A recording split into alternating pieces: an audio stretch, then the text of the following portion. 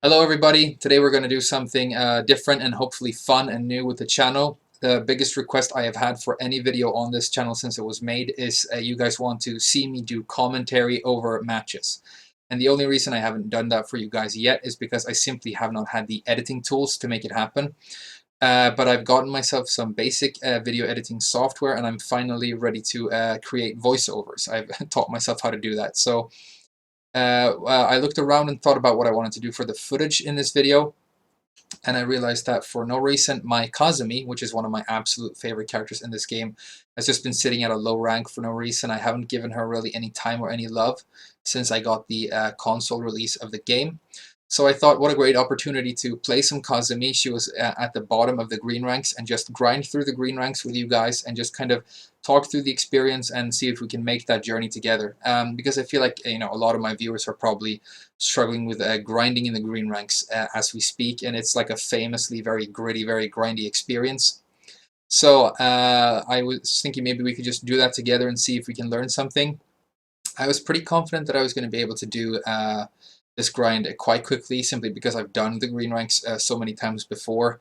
Every single time I created a new user account for the Japanese arcade machines, every single time I lost my card, so I couldn't log in. I had to start off at the very beginning, or every single time I wanted to learn a new character. So it ended up taking me about 30 minutes of in-game time to get through the green ranks. Obviously, a bit more, including all the downtime in between games. So it's just a nice little session where I think I'm able to highlight at least a couple of things that I want to tip you guys off on. But I hope it's educational. Obviously, it's the first time I make like an edited video like this, so if the quality is still a little bit gritty, I'm sorry. But please provide me with your feedback. I mean, you guys have been amazing in the history of this channel so far. You're either just giving me a lot of positive, comments and love, or you're giving me all of this constructive feedback. It's been an amazing experience. So let me know if you like it. Let me know if you want to see more stuff like this. Maybe you would like me to sit down and do a session where I take your favorite character online and talk a little bit about how I strategize with the character. But for now, let's just see if we can get through the green ranks together. I hope you guys enjoy the matches, and I'm gonna put some short conclusions at the end of the session as well to see if there's anything specific that I would like you to take away if you're watching the video for educational purposes. But for now, I hope you enjoy the footage, and I'll see you guys again very soon. Bye bye. To be Alisa, which is a character that I know a little bit about. I used to main her in previous games. The main thing you want to know about Alisa when you're playing her online is you want to try and duck her running 2, and you want to try and low block her down 3, which is going to allow you to launch Punisher a lot. So I'm just opening up with some basic pokes here. I carry towards the wall, but I'm unable to finish my combo, so I decide to use the 2 throw to put my opponent in the corner. But he's able to walk out. I just finish up with an axe kick there, which is a nice safe mid option. So far we're playing a little bit sloppy, but at least we're winning for now. There I'm able to duck the running 2, which is very important against Alisa. This time I am able to finish my combo properly, and I decide to try and go for the command throw to put my opponent in the corner where I can pressure him. I get a wall splat, and I finish up with the down forward 1-2 there. So the Hunting Hawk final hit there puts me at a great range to try and bait my opponent into ducking and get a while standing 2. And again I go for the command throw here to get the wall splat, which is a very solid technique on slightly lower ranks, especially when you have such a great command throw like Kazumi's down for 1+2. So we get that first game, which is nice. And my opponent is actually very nice. He decides to allow me to revenge match him, so we're going to have a little bit of a death match here. It's always fun to play the same opponent several times in a row in Tekken, because it allows you to sort of layer your strategy, obviously, and creates deeper mind games, which is always great. So we're getting back in here, and I'm still, very rusty with Kazumi. I haven't been using her for a long while. Round 1. Fight. Okay, so we're just poking here again, looking for some way to push the opponent into the wall again. I get a running 2, and I use another running 2 to set up the down for 1-2 right there, which allows me to get a small wall combo. That setup does not work on this opponent, the down back 2 setup. I'm going to use it against another opponent later to greater effect.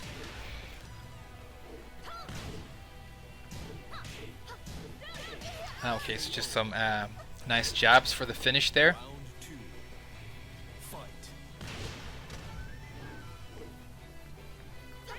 Running 2. The fly 2 is a completely safe high launcher, which is beautiful.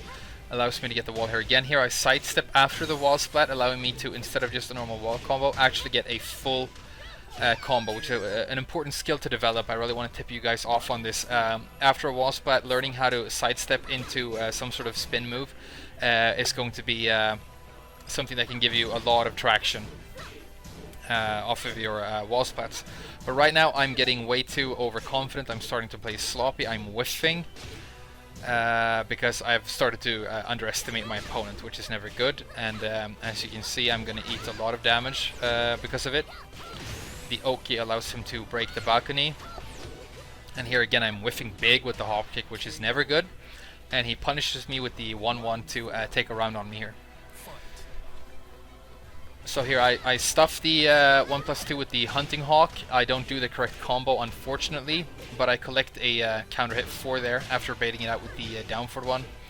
And I get the wall again. And here I'm going to try and look for the wall splat with the while standing 4-4 and the while standing 1-2. But he doesn't want to let me get it, so I just do a quick sidestep into the 3-2 here for the finish. That down 2 that I did after 3-2 right there is a completely guaranteed follow-up for good damage, making that one of Kazumi's best 15 frame block punish options as well. So a very good little string. And so again my opponent decides to keep fighting, which was very cool of him, and we get our first promotion chance of the session here. This is a great stage, by the way. Both the music and the layout, I really like it, especially how the downstairs area is so nice and big. So I'm going to try and switch my tempo up here, maybe play a little bit more aggressively, just to quite quickly try and overwhelm the opponent and collect the promotion. So again, I start off with my basic pokes. I'm looking for the counter hit 4, but he eats the flight 2 for the launch. This combo is going to whiff because that flight 2 into 1+2 does not work on female characters or any character that has a smaller hitbox, but it will work perfectly against any sort of normal size or slightly bigger target. But I needed to do some kind of conversion to get the damage with Alisa right there. Okay, so here I'm creating some space, getting a counter hit 4. I mess up the follow-up, so I just decide to go for another flight 2 because I've seen him eat that a couple of times now. Put him in the corner again, but he is able to find a way out, and he actually does a very nice whiff punish here in a little bit. See, I whiff big again, and he does the rage drive for the whiff punish, which is very good. Unfortunately, he got a bit impatient with his Oki, and I'm able to collect the run with the get up 3. I predict a duck or a low, and I go for the Hunting Hawk at the beginning of the round. Again, I use the 2 throw to put my opponent in the corner. This corner that I've loved to put him in for the pressure so far in this little set of ours. And because I saw him not react properly with a duck to the down back 2 string in the first game, I decided to sort of keep that as an ace in the hole, and I finish him off with the down back 2 string for the final round. Now, this Lars player ended up turning out to be like the best player I face in this session. He right off the bat, I get the feeling that this is actually a pretty advanced Tekken player because he moves very fast. He does a beautiful whiff punish right there with the arc blast. He's doing like the Lars wave dashes right here. But if you look at a little sequence that we have at the beginning of the second round, you're going to see what I mean. Here I'm going to try and sidestep an orbital, and I do that successfully, and I get the whiff punish for the round. But look at this little sequence, what he does after I block his down forward 1 at the beginning of the second round here. Right there, he does a beautiful sidestep into the counter hit down back 4. Unfortunately, he was a little bit too slow with his wild stunning 4, so he didn't get the combo. But that was very nice. So now I'm pretty confident that I'm fighting a pretty good Tekken player here who's, you know, just down here ranking up in the lower ranks. You know, he only has 6 games on Lars so far.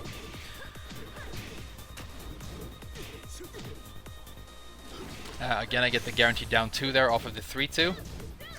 And I used that command throw just to steal the round. So if you're a Kazumi player, what I want you to pay attention to in this round right here is the way I end it, because I try and use her flying 1+2, which gives me a massive amount of plus frames. That was a nice low block right there. Gives me plus frames, allowing me to set up my counter hit 4 perfectly, and it's like a classic Kazumi setup. So I try to go for it here. And right there, yeah, and it ends up working out perfectly. So if you ever block Kazumi's flying 1+2, remember that you never want to press buttons right after it, because when she does it, she's usually looking for that counter hit. This also happens to be Kazumi's main mix-up for her flying hell sweep. So we go into the next game, and right now I'm playing against Steve, who is a character that I tend to struggle against online. He is the first character that we've faced so far who, in the close-up and poking game, is actually a superior character to Kazumi. You know, up in the like sort of spammy pokey close-up game, looking for counter hits is where Steve specializes, and so I'm fighting a little bit of an uphill battle. I get annoyed and I start moving very like sloppily, and so yeah, I shouldn't have eaten that move at all whatsoever, and so I lose the first round. I predict a side sway from Steve there, which gets stuffed by the 1+2 very nicely. But again, I'm not liking the way I'm playing, and I don't feel confident against this opponent, if I'm honest. So it ended up being a kind of a messy match. He goes for the low there, and another counter hit right after the plus frames, which I should not have eaten. I should have not pressed the button right there. That was poor decision making by me. And again, he interrupts me with a Sonic Fang for the round right there. So I'm not doing all that well right now, but I'm feeling frustrated because I feel like this is an opponent that I should beat quite easily, but I'm not succeeding. He goes for the low, I'm able to predict it. The while standing 4-4 is a great setup for the back 4 counter hit. I don't get the counter hit right there. I just get a normal hit. But at least I know that he didn't block it, so I'm going to remember that and try and go for it again a little bit later.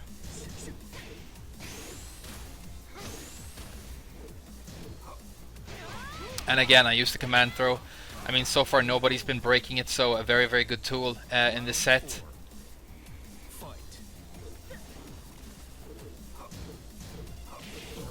Again, I stuff a duck or a side sway with the 1+2. That was a big, very unnecessary down 4-2. He could have punished that much harder. It was not a good choice, but the while standing 4-4 this time allows me for the counter hit that I wanted. I spiking him down and get a stature kick, which if he doesn't block is the optimal damage option I have there. And then I finish him off with the hell sweep. So now I'm just trying to like tack damage on this guy and just collect this game and move on. He goes for the low, but I'm able to roll back. That time I predict the low again, but he mixes me up, which is nice by him, and goes for mid instead. And here, like, he's just he starts doing a lot of jabs here by the end of the round, and he's not punishing me properly, so I just gamble on a down 4-2. Very similar to how Lars uses and Devil Jin use their lightning screws to just panic and crush a high and get the launch for the win. So that was yeah, a little bit sloppy, but at least we're getting through and we're getting like back into Kazumi's moveset here. My next opponent, this Miguel right here, turns out to be another very decent player. I'm surprised that he's only at Marauder rank and getting demoted here, because I thought he was very crisp with his reaction time. He does a beautiful sidestep into a whiff punish right there with his down forward 1-2. So very, very good reaction time on this guy. I have a feeling that he might be quite young, not a crusty old man like me, because his reactions are definitely on point, although he does not punish properly, which ends up being his downfall. As you can see, I'm doing some hop kicks here, like right there, and he doesn't punish those hop kicks properly at all. Miguel's full crouch down forward 4, one of his best moves. I get the wall there. This is the wall combo that was whiffing on Alisa because she was too small a target. But Miguel is a bigger target, which means that it's going to work perfectly. And I get the second round. There I try to start off with Kazumi's parry, which is a power crush. And the reason it didn't work is power crush moves get beaten out and interrupted by lows. And so because he did a low, I was interrupted. But here I set up another counter hit with the fly 1+2 into the wall combo again. And I just finish him off with some lows. So here I'm going to try and do some sideways movement at the beginning of the round. And I get a nice hop kick right there. I push my opponent into the corner and I realize I want to start sidewalking right here because I want to look for the wall with the balcony break. So I set up a command throw with the jab. And I'm able to get the balcony break, which was exactly what I was looking for. And now all I need to do is the wall splat for the win here. So I do an instant wall running 2, which allows me to take the round and the first game pretty convincingly. So this is another opponent who is nice enough to deathmatch me, and I get my second promotion chance of the session.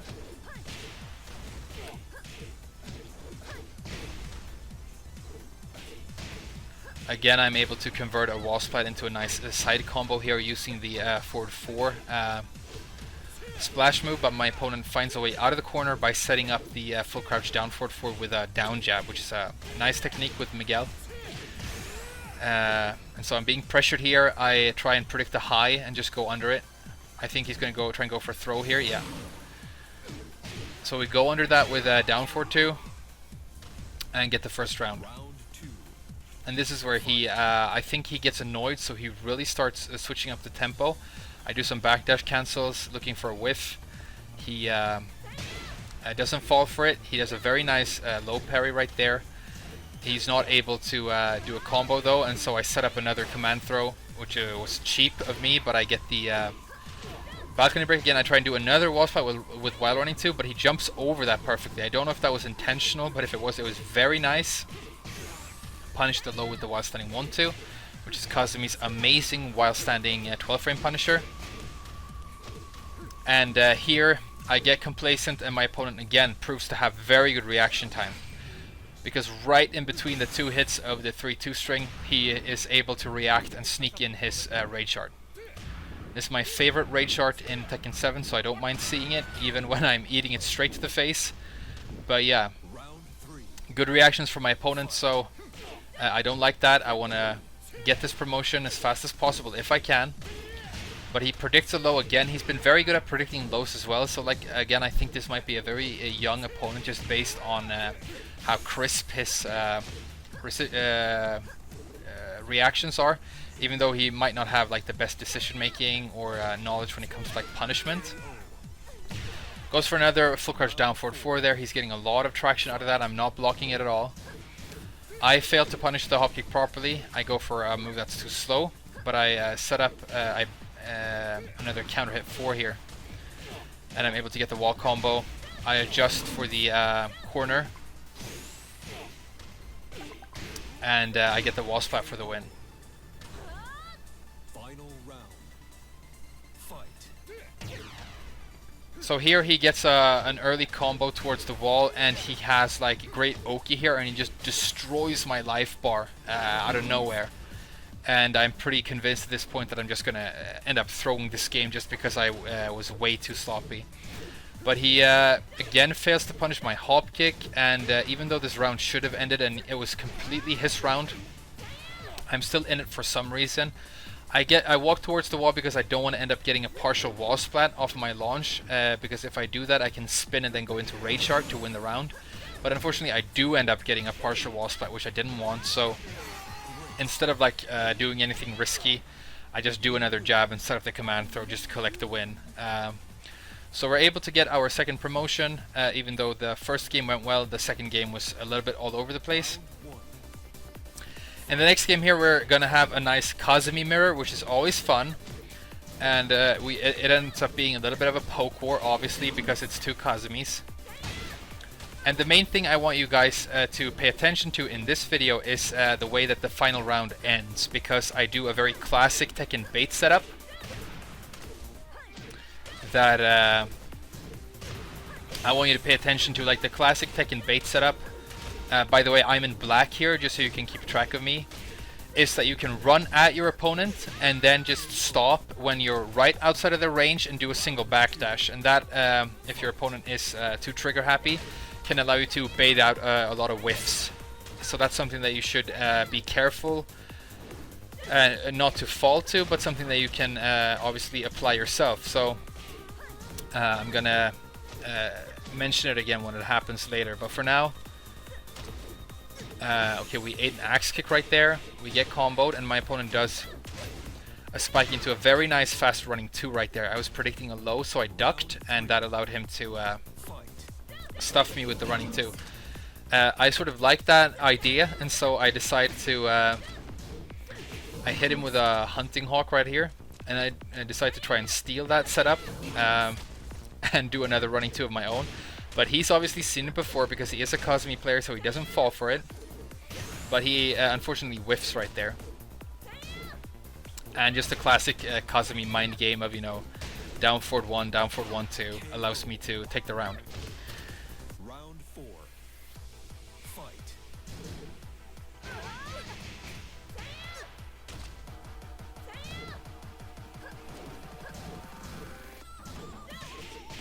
So he doesn't fall for the while setting 2 setup there. I was trying to get him to duck. Here I am able to predict the Chinese get-up and sidewalk it perfectly for the 3-2 and then a hell sweep. And now this is what I was talking about. Here I'm going to try and bait out a hop kick or some other kind of move for the finish. And I do a single back dash. He messes up and he sticks out the hop kick. And I'm able to bait that and finish him off with the down forward 1. Now the next opponent we're going to fight here ended up being like my favorite opponent of the entire set. First of all, because he's Master Raven and I love Master Raven, but he also has this cool customization. I'm pretty sure this is supposed to be Ray from Evangelion, which is this like legendary classic old Studio Gainax anime, which, I mean, if you're young you probably haven't seen it, but it was kind of a big deal to me when I was a young kid, so I thought that was cool. I was able to put that guy on the wall and collect the first round. And what I want you to notice about my opponent right here is that there is a style of Master Raven that you encounter a lot online that plays in a very certain way.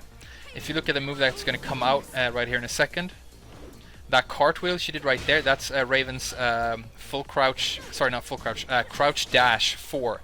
So quarter circle forward 4. And a lot of Ravens, they like to create a lot of space and then just try and bait out launches with that move because of how safe it is. But because I've seen that so many times, especially on my Gigas, what I usually do is I just stay away, I stay patient, and then I try and stuff those cartwheels with Gigas' 442. So in this game, instead of the 442, I'm using running 2 with Kazumi, and then I also, like you saw that in the second round, used a tiger, because I can just stay out of her range and throw a tiger from a safe distance and stuff that cartwheel. So what my opponent needed to do here was stop doing these cartwheel setups and adapt and try and find like another strategy to open me up. Unfortunately, he kind of fails to make that adjustment, which just allows me to keep doing a lot of damage. Here he gets angry and starts pressing way too many jabs, so I just decide to stuff one of the jabs with a Rage Art, allowing me to close out the first game. So now I'm really starting to get back into Kazumi's moveset and feeling a little bit warmed up, so you're probably noticing that it's starting to flow a little bit better and make a lot more sense.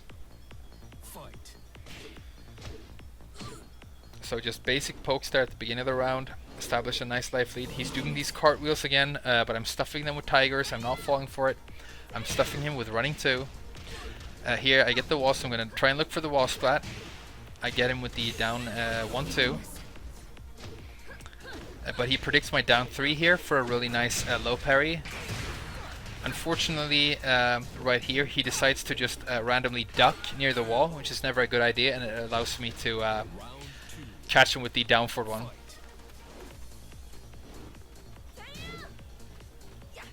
When Raven is doing these backwards cartwheels, you also need to be careful about her big unblockable move, which has amazing range, and comes out, it does 40 damage and comes out of that cartwheel, so you gotta be careful and do a lot of side walking when she's doing these backwards cartwheels. So I go under a high right there. I do the guaranteed stomp setup into the down 2, which, if you didn't know, after a wall splat, if you connect with Kazumi's fly 3 stomp, you can get a guaranteed down 2, which is a great damage option. But here in the third round, I actually timed that improperly, and I don't get the guarantee down 2. And my opponent proves that he has good knowledge, because it's going to happen here in a second. Right here, you see I don't get the wall splat, and so the down 2 is not guaranteed. He blocks it beautifully and launch punishes me, so that was very nice by him. But here I noticed that I have good positioning, that I can just start sidewalking left and set up a wall splat with the throw. And like you can see here, Kazumi likes to grab the boobs of her opponent during her raid chart. Pop. She grabs the boobies. I don't know why, maybe she's jealous, who knows. But I'm able to get the raid chart there for the win. So that was a nice fun little session against the great Raven. But now we get our final promotion match here against Hwoarang, and it's a Hwoarang with a lot of games, which usually means that you're playing against an opponent who's just going to be very aggressive and do a lot of good moves. Not really look or consider his opponent, but just keep doing his favorite moves. And as you can see, like at the beginning of that first round, he's just attacking, not really worrying about me at all. But this is super dangerous because Hwoarang is such a good pressure character, and his damage is insane.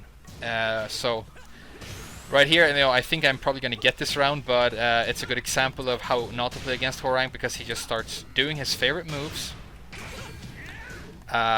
crushing me against the wall. I eat everything, and he takes the first round. So now I'm like worried that I'm going to lose this against his aggression, even though it's a promotion match, so I get annoyed.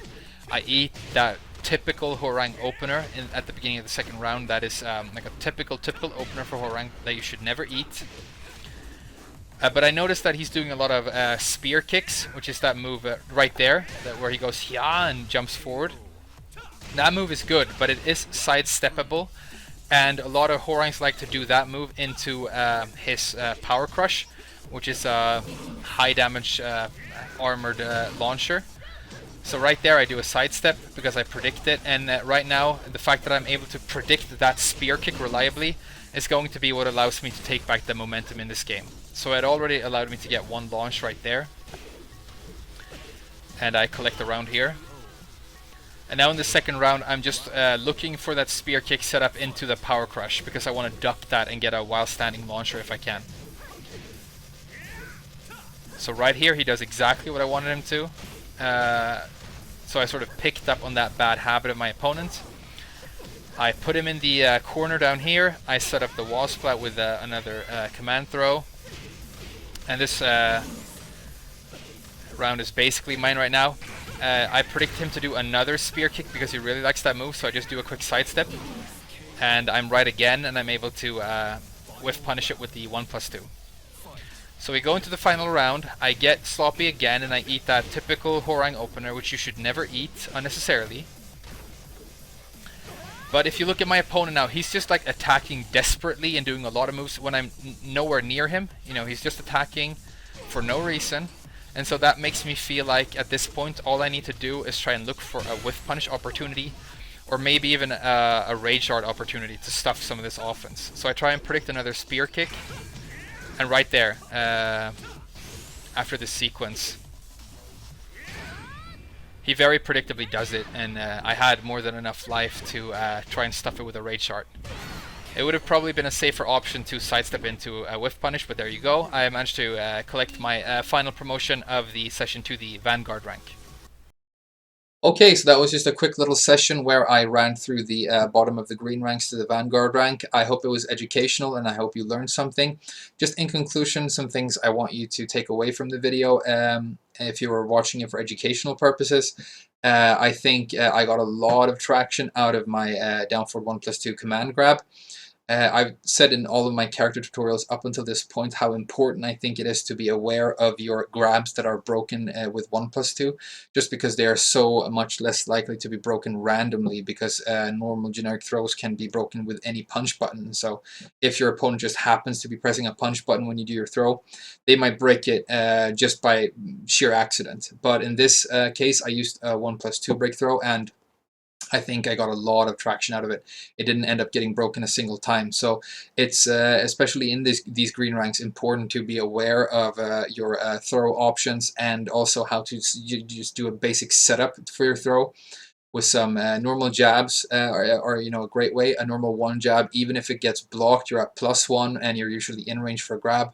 So that's a good idea. And the other thing I just want to mention is, I mean, we saw a lot of whiffing. I mean, I did a lot of whiffing and a lot of scrubby play by mistake as well. But something that I want you to take away is that it is never a good idea to just simply do moves and panic and mash stuff out. That's almost never a good idea in Tekken. It's much better to take your time, try and create space, breathe, and think, and see if there's anything you can pick up on in your opponent's gameplay, your opponent's strategy, that you can exploit. Because typically, especially in the green ranks, if a player does something one time, it is very likely that they are going to keep on repeating patterns. And if you can pick up on those patterns, like I did a couple of times in this video, hopefully you can make very accurate predictions. And when you can make accurate predictions in Tekken, that usually leads to a launch and leads to you winning the round. So I hope you learned something. I hope it was fun, or at least somewhat enjoyable to watch. I'm sorry if the quality is still a little bit iffy and all over the place, but thank you so much for watching, guys. Thank you so much for all the support of the channel, and look forward to more content in the near future. I've had so many requests for Master Raven over the last couple of days that I think I can't put off the character tutorial on Raven much longer, so look forward to that in the next couple of days. I've said time and time again, she's one of my favorite all-time character designs in Tekken. I think she's the best looking character in the game. They absolutely nailed the design of Raven, so I'm looking forward to making that for you guys very soon. But for now, thank you so much for watching, and I'll see you guys in the next video. Thank you, and bye-bye.